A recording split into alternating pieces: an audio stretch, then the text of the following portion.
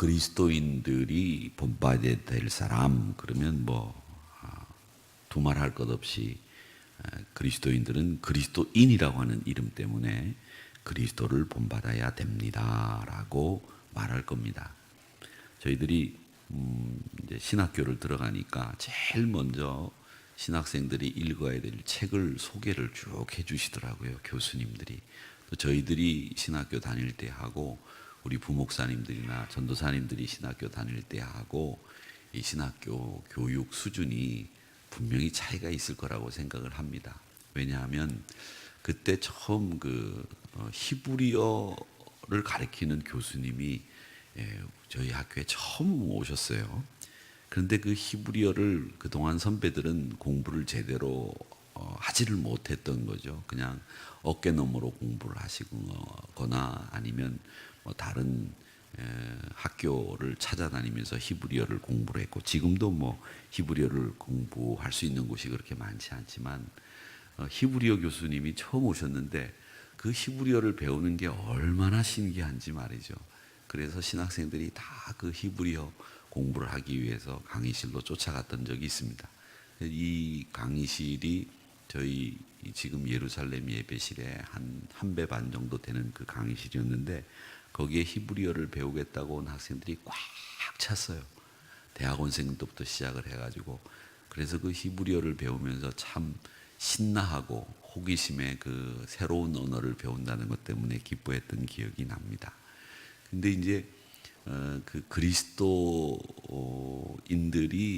제일 먼저 읽어야 될 책, 기독교 대학에서, 신학대학에서 제일 먼저 읽어야 될 책이 뭐였느냐 소개를 이제 해주시는데, 토마스 아켐페스라고 하는 사람의 그리스도를 본받아라는 책을 제일 먼저 읽어야 된다, 그렇게 말씀을 하셔가지고 저희들 읽을 사람들도 있었지만 그 책을 그냥 너도 나도 사서 그 책을 읽기에 분주했던 그런 기억이 납니다. 그리스도인들이 제일 본받아야 될 사람, 닮아야 될, 모방해야 될 사람, 그분은 예수님이시다라고 하는 내용이고, 그 책이야 읽어보신 분들이 많이 계시겠지만 저는 그 히브리서 12장 2절의 말씀처럼 믿음의 주요 온전케 하시는 이인 예수를 바라보자, 이 말씀이 저는 참 좋습니다. 그래서 기도할 때도 이 말씀을 참 많이 쓰는데, 우리 신앙생활 하면서 제대로 신앙생활 하는 게 뭘까 이런 생각을 해보면 예수님 본받는 거, 그거밖에 없는데 그 본받기가 참 어렵고 힘들고 또 저희들이 참 따라가지 못하는 것이라 참 애석하기가 짝이 없는데, 오늘 말씀에 보니까 예수님을 본받는 길을 가르쳐 주고 있습니다. 뭐라고 말씀하시고 있느냐 하면 제일 먼저 1절에 보니까 이렇게 이야기합니다. 믿음이 강한 우리는 마땅히 믿음이 약한 자의 약점을 담당하자라고 하는 것이 첫 번째, 우리 믿음의 사람들이 그리스도를 본받기 위해서 해야 될 일, 약점을 강한 자가 믿음이 약한 사람의 약점을 담당하자라고 하는 말씀을 하고 있습니다. 믿음이 강한 우리가 해야 될 일이죠. 예수님도 우리의 허물을 담당하기 위해서 오시지 않았습니까? 그렇죠? 우리의 약함, 부족함, 이런 것 때문에 오셨습니다. 죄를 담당하시고 병을 짊어지시기 위해서, 허물과 저주를 감당하시기 위해서 오셨습니다. 그래서 이사야서 53장 5절 말씀에 그가 찔림은 우리의 허물을 위함이요 그가 상함은 우리의 죄악됨이라 그랬습니다. 그가 징계를 받음으로 나음을 입고 평화를 누리고 우리가 하나님 앞에 설 수 있도록 만들어 주신 겁니다. 이사야 선지자는 이 예수님에 관련돼서 정확하게 묘사를 하고 있어요. 이 말씀처럼 우리가 우리의 허물을 담당하시기 위해서 오신 예수님처럼 그리스도를 본받기 위해서 살아가는 삶은 항상 다른 사람의 약점을 담당하고 그 약점을 위해서 기도하는 사람이 우리 그리스도인이다라고 하는 것을 우리에게 보여주고 있습니다. 예전에 여러분 그런 거 보셨는지 모르겠습니다만 아주 이상하게 사시는 분들을 이 텔레비전 방송국에서 이렇게 섭외를 해서 찾아가 보면 어떤 할머니는 집안에 2층 집인데 그 집안에 온통 쓰레기로 꽉 채워놓고 사시는 분들이 계셔서 동네 사람들이 가가지고 그 쓰레기를 다 치워주고 도배도 해주고 정말 새롭게 살 수 있도록 만들어주는 그런 프로그램이 있었는데, 그 프로그램에 어떤 부부가 나오셨어요.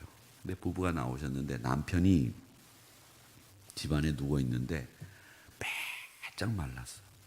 그래서 부인한테 물어봅니다. 부인이 말하는데 저 양반이 왜 저렇게 돼 있느냐 그랬더니 부인 하는 말씀이 중풍을 맞았다는 거예요. 중풍을 맞았는데 저렇게 삐쩍 마를 수가 있느냐 그랬더니 중풍을 맞아서 못 움직이니까 내가 설탕물만 먹였다는 거예요.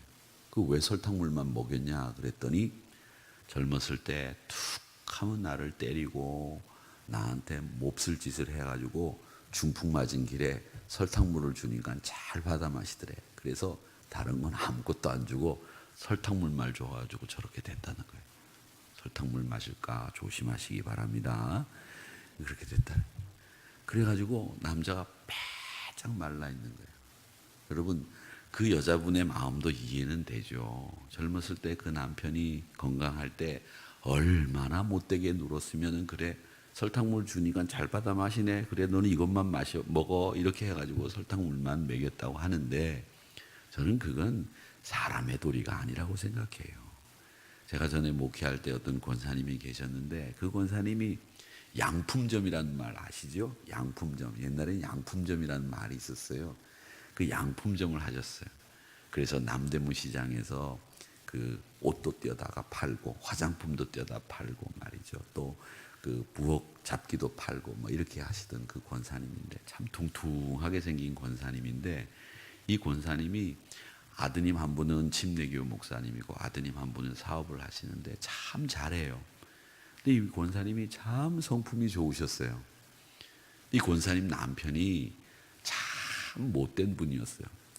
하여튼 제가 볼 때도 나이가 한 68 정도 되셨는데 당시에 근데도 그 시내가 제가 그 살던 동네가 별로 큰 동네가 아니거든요. 지금은 뭐 이제 많이 발전이 되고 혁신 도시가 들어가서 그런데 그 좁은 동네에서도 부인이 그 교회 권사님인데 오토바이 있잖아요. 조그만 88 오토바이는 그래도 괜찮아. 스쿠터 같은 거 있잖아요. 왜?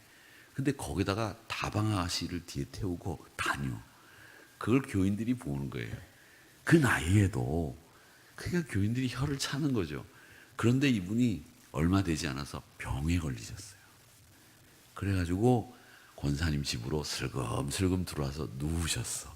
신방을 가면 이제 부목사들이 신방을 이렇게 가면 말이죠. 앉아가지고서 일어나서 또 찬송은 또 열심히 불러.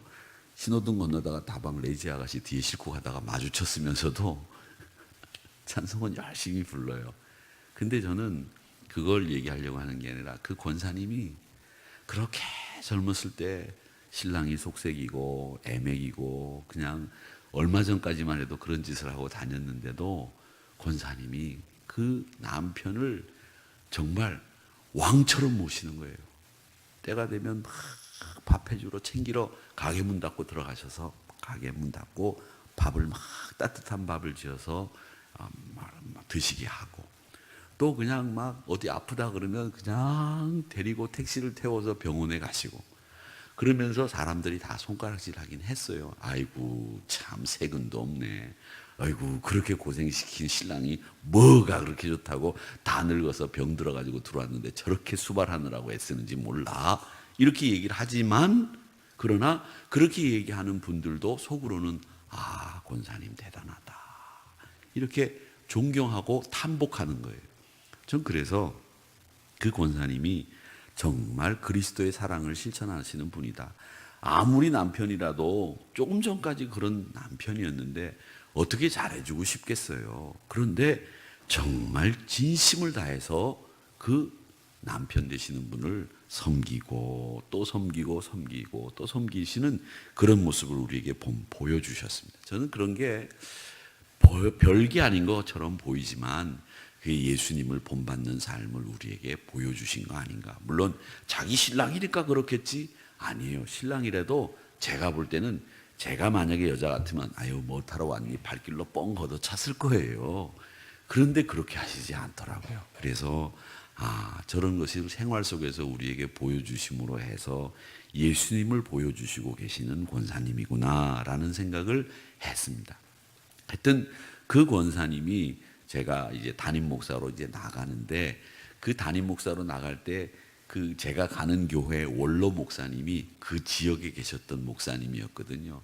근데 그 제가 가는 교회 원로 목사님이 현직에서 시무하실 때 그 교회를 다니시던 권사님이셨어요. 그런데 또 제가 그 교회를 간다고 하니까 오셔가지고 그 원로 목사님 예전에 자기에게 은혜 끼친 이야기를 하면서, 목사님 가셔서 그 원로 목사님 잘 모시세요 그러면서 말씀을 하시는데, 그 말씀이 그냥 하시는 말씀이 아니라 당신이 그런 삶을 보여주시고 말씀을 하셨기 때문에 제 가슴에는 이 권사님 그때도 목사님 정말 잘 섬기시고 사랑하셨구나, 이런 생각이 딱 들더라고요. 나중에 후일에 그 권사님이 돌아가셨다는 얘기를 들었습니다마는 참 좋은 분이었다라는 생각이 듭니다. 제가 쓸데없는 얘기를 너무 많이 했는데, 우리 그리스도인들이 그리스도를 본받는 것 중에 하나가 다른 게 아니라 바로 다른 사람의 약점, 그걸 우리 믿음이 강한 사람들이 담당해 주는 것, 그것이 오늘 우리 그리스도인들이 예수님 본받는 첫 번째 모습이다, 이렇게 이야기를 합니다.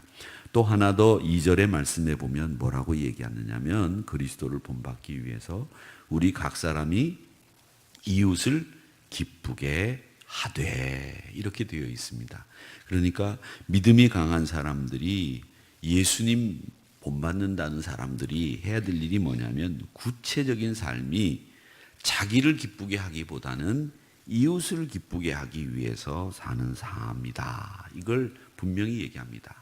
약점을 감당하고 이웃을 기쁘게 하고, 이게 우리 믿음의 사람들이 해야 될 일이라는 겁니다.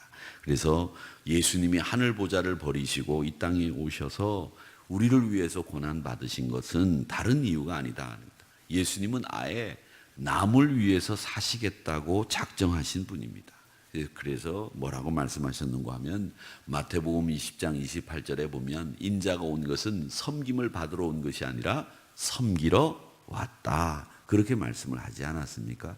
다른 사람을 기쁘게 하시기 위해서 온 것, 그것이 우리 예수님의 삶이었기 때문에 예수님을 본받는 것은 다른 게 아니라 바로 다른 사람들을 잘 섬겨서 기쁘게 해드리는 것, 그게 그리스도를 본받는 삶이다라는 거죠.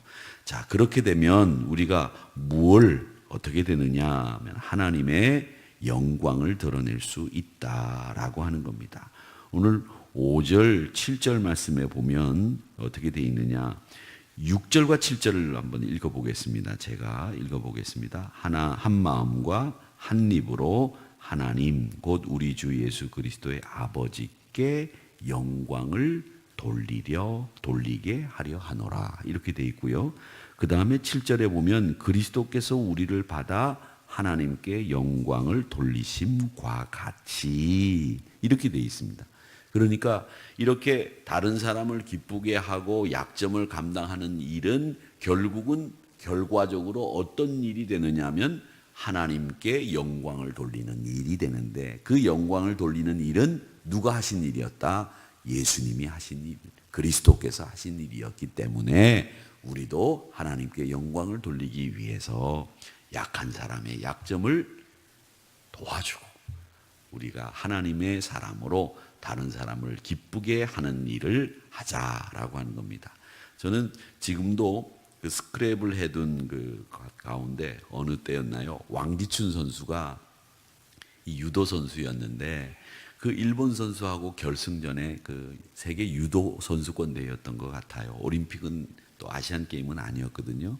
근데 그 왕기춘 선수라는 사람이 일본 선수하고 결승전에 붙었는데, 이 일본 선수하고 세계 1, 2위를 가리는 그 정도로 자웅을 가릴 만한 그런 선수였어요. 근데 이 왕기춘 선수가 이제 결승전에 올랐는데 지난번 올림픽에서 이 선수한테 졌어. 그래서 은메달을 땄어. 그 이번에 이길 수 있는 기회인데 이 일본 선수가 다쳤어요. 다리를. 그러니까 얼마나 호재를 만난 거예요. 이번 기회에 그냥 다리를 다친 길에 금메달 따면 된다, 이렇게 생각을 한 거죠. 근데 기량이 객관적으로 볼 때 일본 선수가 좀 더 나아요. 근데 이 왕기춘 선수가 결승전이 돼서 다친 다리를 슬쩍 한번 건네면 아야 아플 때 확 맺히게 하면 한판승으로 이길 수 있는데, 그 다리를 의도적으로 공격하지 않는 거예요. 그래가지고 그 다리를 공격하지 않아가지고 사실은 기량이 일본 선수가 좀 나으니까 그 선수한테 그날 졌어요. 사실은 다리가 아프기 때문에 그 다리를 신경 쓰지 않고 뭐 일부러 공격하지 않아도 이 왕기춘 선수가 그냥 자기가 하는 대로만 했으면 우승했을 거예요. 그런데 그 다리를 상하지 않게 하려고 이 왕기춘 선수가 굉장히 신경을 쓰다가 그만 졌어요. 그 일본 선수가 금메달을 목에 걸고 그 왕기춘 선수 앞에서 펑펑 우는 거예요. 그런 사람을 만나보지 못했다는 거죠. 여러분, 다른 사람의 약점을 이용해 가지고 내가 내 목표를 이루려고 하는 것처럼 치사한 거 없잖아요. 치사한 게 뭡니까? 다른 게 아닙니다. 다른 사람 약점 이용해서 밟고 올라서고, 그 사람 약점 이용해 가지고 그 사람 이용하고 조종하고, 이런 것들 아닙니까?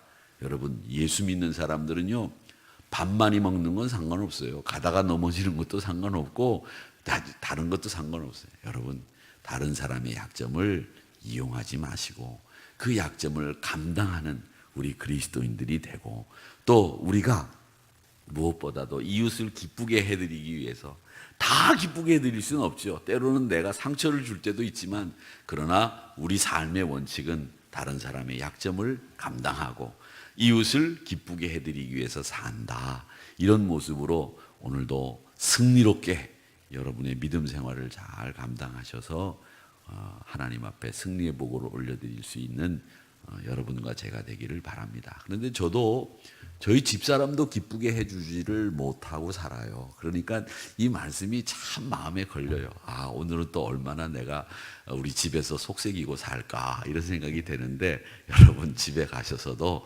여러분 가족들조차도 오늘 하루는 기쁘게 해드리고 살아가는 하루가 되시기를 주님의 이름으로 축원합니다. 기쁘게 해드리고 내일 아침에는 다시 기쁘게 해드린 그 결과를 하나님 앞에 올려드리면서 만나 뵙기를 주님의 이름으로 축원합니다. 아버지